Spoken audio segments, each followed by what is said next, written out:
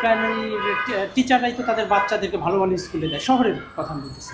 তো এটা কি আসলে সঠিক? আপনাদের বাচ্চারা কি পড়ে এখানে বা না, এখানে একটা কথা হয়েছে কি যে বাচ্চারা পড়ে, কিন্তু আমি সাপোজ আমার কথা বলি, আমার বাসা কিন্তু দূরে, আমার বাসা দূরে। আমার বাচ্চাকে আমি অত দূর থেকে এখানে নিয়ে এসে আমাকে নিয়ে আসলে তাকে সেই আমি আসি কয়টায় উঠি, আমার 5:30টায় উঠতে হয়।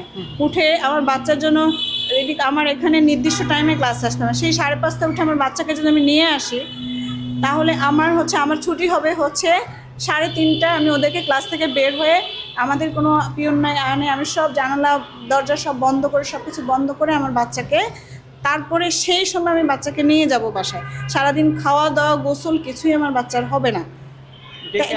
না, এখানে কোনো ডে কেয়ার নেই, কিছুই হবে না। তখন ওই বাচ্চাটা যাওয়ার পরে এখানে যে সে একটু রেস্ট নেবে সে ব্যবস্থাওটা নাই। আমাদের নামাজের ব্যবস্থাই নাই। আমরা নামাজ পড়তে গেলে নিজেরা মুছে, আমাদের এসব ক্লাসরুম বলে আমরা কিন্তু অনেক কিছু এগুলো আমরা নিজেরাই পরিষ্কার করি। এখন বুঝছেন, এগুলো আমাদের নিজেদের করতে হয়। মাঝে মাঝে দেখা যায় বাচ্চাদের সাথে, বাচ্চারাও একটু করে, আমাদের পরিষ্কার পরিচ্ছন্নতা আছে যে বাচ্চাদের সাথে আমরা পরিষ্কার করবো, বাচ্চারা করবে, আমরা নিজেরাই করি। এখন এত দীর্ঘ টাইম তত দূর থেকে আমার বাচ্চাকে নিয়ে আসা সম্ভব না।